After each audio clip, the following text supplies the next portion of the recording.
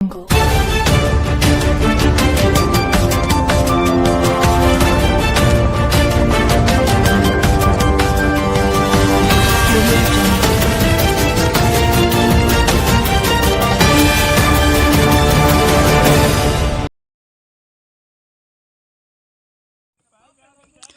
ಜಮಖಂಡಿ ನಗರದ ಕಾಡಸಿದ್ದೇಶ್ವರ ಮಂಗಲ ಕಾರ್ಯಾಲಯದಲ್ಲಿ ಭಾರತೀಯ ಸೇನೆಯಲ್ಲಿ 17 ವರ್ಷಗಳ ಸೇವೆಯನ್ನು ಸಲ್ಲಿಸಿ ನಿವೃತ್ತಿ ಹೊಂದಿ ಮರಳಿ ಜಮಖಂಡಿ ನಗರಕ್ಕೆ ಆಗಮಿಸಿದ ದೀಪಕ್ ನ್ಯಾಮಗೌಡ ಅವರಿಗೆ ಅಭಿನಂದನಾ ಸಮಾರಂಭ ಅದ್ದೂರಿಯಾಗಿ ಜರುಗಿತು. ಜಮಖಂಡಿ ನಗರದ ಎಸ್ಆರ್ಎ ಕ್ಲಬ್ ಮತ್ತು ಎಜಿ ದೇಸಾಯಿ ಸರ್ಕಲ್ದಿಂದ ಕಾಡಸಿದ್ದೇಶ್ವರ ಮಂಗಲ ಕಾರ್ಯಾಲಯದವರೆಗೆ ತೆರೆದ ವಾಹನದ ಮೂಲಕ ನಗರದ ಪ್ರಮುಖ ರಸ್ತೆಯ ಮೂಲಕ ಸಂಚರಿಸಿ ತಲುಪಿದರು. ಇದೇ ಸಂದರ್ಭದಲ್ಲಿ ಮುಂತಿನಕಂತಿ ಮಠದ ಶ್ರೀ ಶಿವಲಿಂಗ ಪಂಡಿತಾರಾಧ್ಯ ಶಿವಾಚಾರ್ಯ ಶ್ರೀ ಸಿದ್ದಮುತ್ಯ ಶ್ರೀಗಳು ಆಶೀರ್ವಚನ ನೀಡಿದರು. ಜಿಎಸ್ ನ್ಯಾಮಗೌಡ, ಕೆಕೆ ತೋಪದ್, ನಿವೃತ್ತಿ ಸೈನಿಕರಾದ ದೀಪಕ್ ನ್ಯಾಮಗೌಡ, ವಿಜಯ್ ಅರಮನೆ, ಎಂಎಸ್ ಇಟ್ಟಿ ಮಾತನಾಡಿದರು. ಜಮಖಂಡಿ ತಾಲೂಕಿನ ನಿವೃತ್ತ ಸೈನಿಕರು ಹಾಗೂ ಸಾರ್ವಜನಿಕ ನಿವೃತ್ತಗೊಂಡ ಜಮಖಂಡಿ ನಗರಕ್ಕೆ ಆಗಮಿಸಿದ ದೀಪಕ್ ನ್ಯಾಮಗೌಡ ಅವರಿಗೆ ಸನ್ಮಾನ ಗೌರವಿಸಿದರು. ವರದಿ ರವಿ ತೊಡಮನಿ, ಕರುನಾಡ ರತ್ನ ನ್ಯೂಸ್, ಜಮಖಂಡಿ.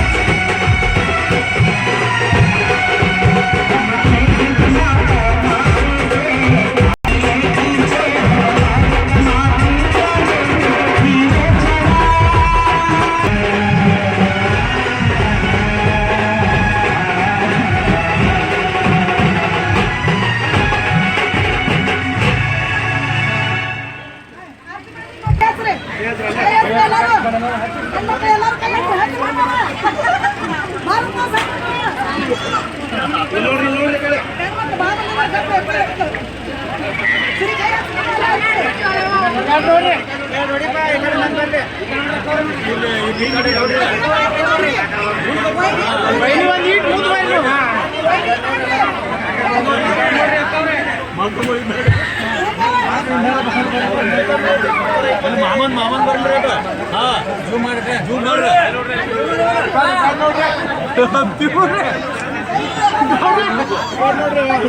ಒಂದೆರಡು ಮಾತು ಬರ್ರಿ ತಳಗ ಇವ್ರ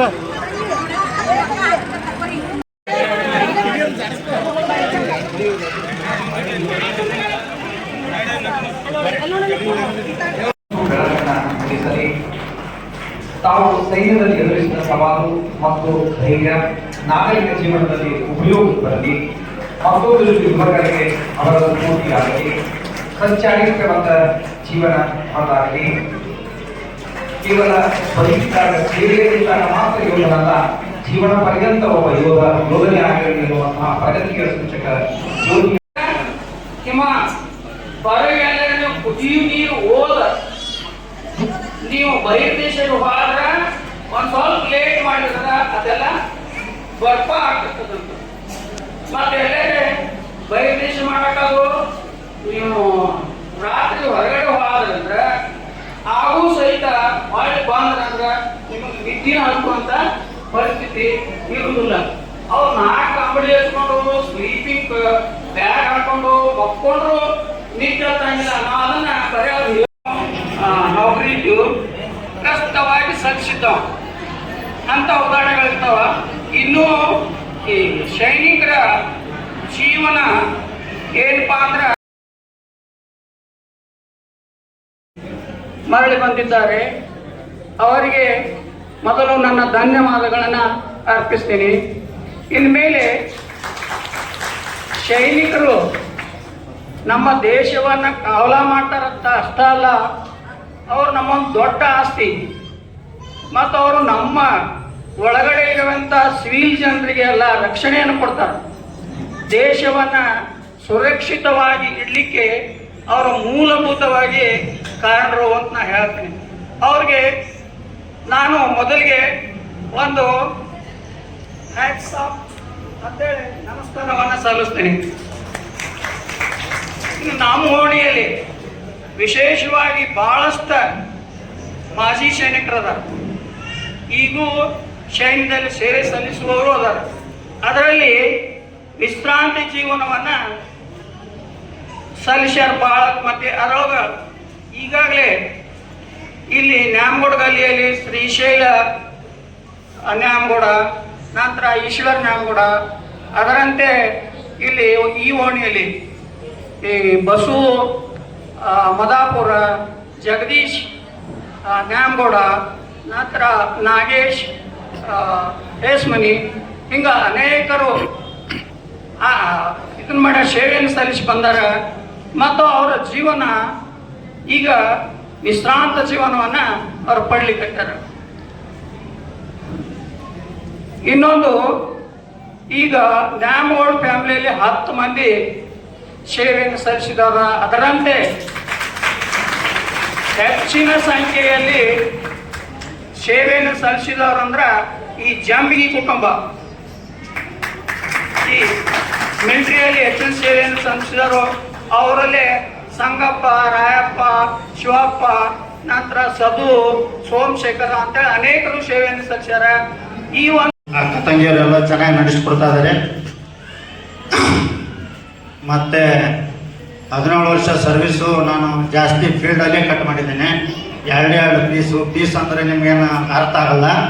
ಪೀಸ್ ಅಂದರೆ ಸಿಟಿ ಒಳಗೆ ಇರ್ತೀವಿ, ಫೀಲ್ಡ್ ಅಂದರೆ ಹೊರಗಡೆ ಇರ್ತೀವಿ, ಅಂದರೆ ಗುಡ್ಡದ ಡ್ಯೂಟಿ ಇರುತ್ತೆ ಫೀಲ್ಡ್ ಅಂದರೆ. ಆದ ಕಾರಣ ನಾನು ಇನ್ನೂ ಸರ್ವಿಸ್ ಮಾಡೋ ಇದರಲ್ಲಿ ಇದ್ದೆ. ಮನೆಯಲ್ಲಿ ಪ್ರಾಬ್ಲಮ್ ಇದ್ದ ತಕ್ಷಣ ನಾನು 17 ವರ್ಷ ಅಷ್ಟೇ ಮುಗಿಸಿ ಬಂದಿದ್ದೀನಿ. ನಾನು ಮಿಲ್ಟ್ರಿಗೆ ಹೋಗೋ ಕಾರಣ ಅಂದರೆ ನಮ್ಮ ಅಪ್ಪಾಜಿ ಅವರು ಅಲ್ಲ, ಯಾರೂ ಅಲ್ಲ, ನಮ್ಮ ಮನೆ ಬಾಜುವರು ಮಲ್ಲಪ್ಪ ಕರ್ಜಿ ಅವರಿದ್ದರು. ಅವರೇ ನನ್ನೆಲ್ಲ ಕರ್ಕೊಂಡು ತಿರುಗಾಡಿದ್ರು ಭರ್ತಿಯಲ್ಲಿ. ಅವರಿಂದನ ಇಲ್ಲಿ ಮಟ್ಟ ಬೆಳೆದಿದ್ದೇನೆ. ಬಾಕಿ ಯಾರು ನಮ್ಮ ತಂದೆ ಕೂಡ ನನಗೆ ಡಾಕ್ಯುಮೆಂಟ್ ಎಲ್ಲ ಹೇಳಿ ಕೊಟ್ಟಿದ್ದಲ್ಲ. ಯಾಕಂದರೆ ಅವ್ರ ಪುಸ್ತಕ ಅವ್ರ ಫ್ಯಾಕ್ಟ್ರಿಗೆ ಹೋಗ್ತಾಯಿದ್ರು. ಪಾಪ ಯಾವ ಥರ ಮಾಡ್ಬೇಕಂತ ಕೇಳಿದ್ರು ಅವ್ರು ಒಂದು ಸತ ನೀ ಮಿಲ್ಟ್ರಿಗೆ ಹೋಗಲ್ಲ, ನಿನಗೆ ಆಗಲ್ಲ ಅಂತಿದ್ರು. ಅದನ್ನು ಅವರು ತೋರಿಸ್ಕೊಟ್ಟೆ ನಾನು ಮಿಲ್ಟ್ರಿಗೆ ಹೋಗ್ತೀನಿ ಮಾಡ್ತೀನಿ ಅಂತ ಹೇಳ್ತಿರಿಂದ ಅವ್ರ ಕಾರಣ ಮಲ್ಲಪ್ಪ ಕರಜ್ಗೆ ಅವರೇ ಕಾರಣ. ಅವರೇ ಕರ್ಕೊಂಡು ನಾನು ಅಡ್ಡಾಡಿದ್ದಾರೆ. ಅವರಿಂದನೇ ನಾನು ಭರ್ತಿ ಆಗಿದ್ದು. ಅವರಿಗೆ ಇಲ್ಲ ತೀರ್ಕೊಂಡಿದ್ದಾರೆ. ಆದರೂ ಕೂಡ ಅವರಿಗೆ ಯಾವಾಗಿದ್ದರೂ ಅವ್ರನ್ನ ನೆನೆಸ್ತಾ ಇದ್ದೀನಿ. ಈಗ ನಾನು ಒಂದು 2 ಮಾತು ಹೇಳಿ ನಾನು ಮುಗಿಸ್ತಾ ಇದ್ದೀನಿ.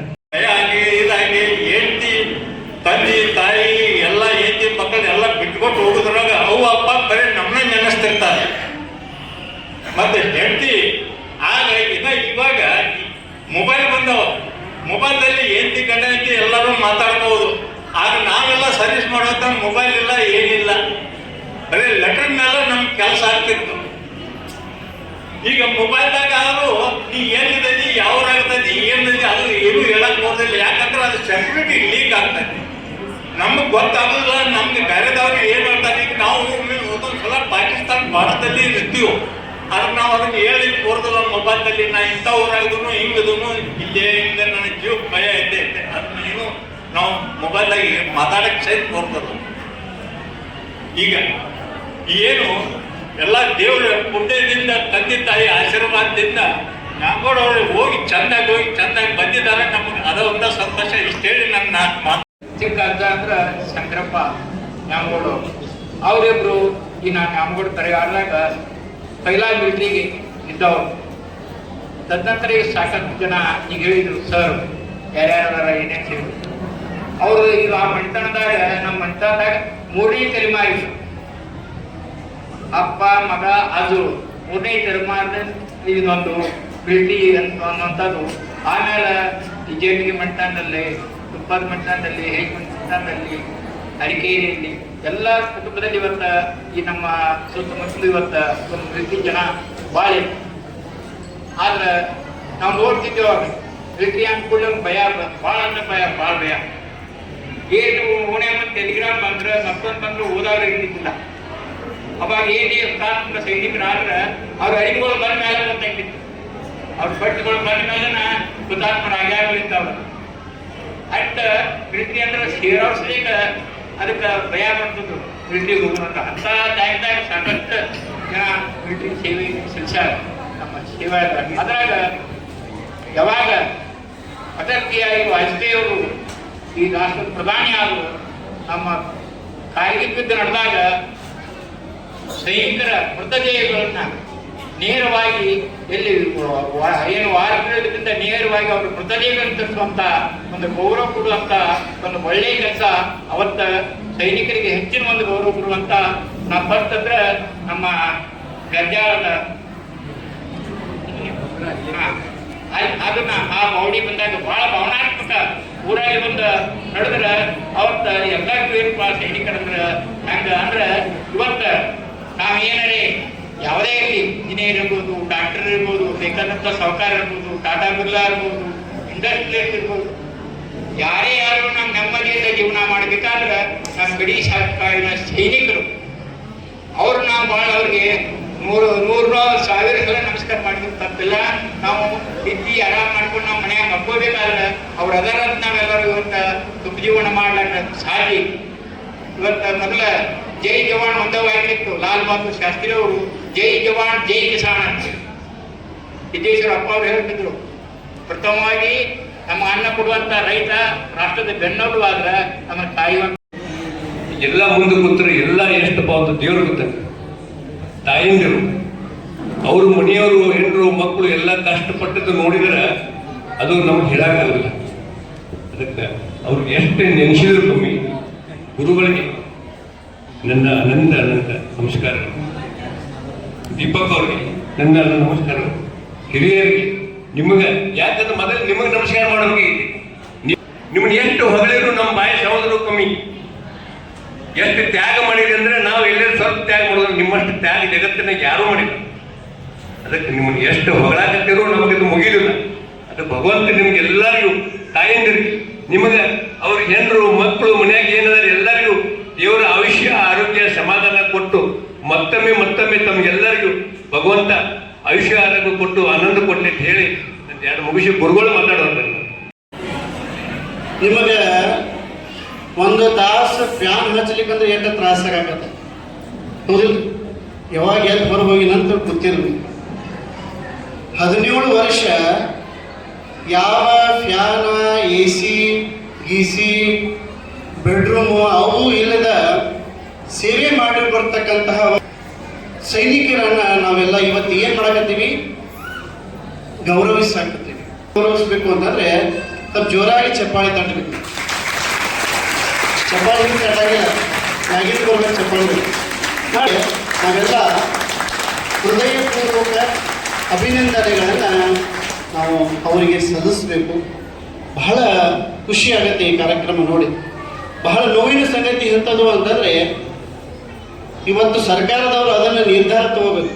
ಅಂತಹ ನಿರ್ಧಾರ ತಗೋಬೇಕು ಅಂತಂದರೆ, ಹೆಂಗೊಬ್ಬ ಸೈನಿಕ ಗಡಿಯೊಳಗೆ ವೀರ ಮರಣವನ್ನು ಹೊಂದಿದರೆ ಅವನು ಯಾವ ರೀತಿಯಾಗಿ ನಾವು ಕರ್ಕೊಂಡ್ಬರ್ತೀವಲ್ಲ, ಎಷ್ಟು ಸರ್ಕಾರಿ ಗೌರವದಿಂದ ನಾವು ಕರ್ಕೊಂಡ್ಬಂದು ಅವರಿಗೆ ಕುಟುಂಬಕ್ಕೆ ತಂದ ಅವರ ದೇಹವನ್ನು, ಪಾರ್ಥಿವ ಶರೀರವನ್ನು ಒಪ್ಪಿಸ್ತೀವಿ.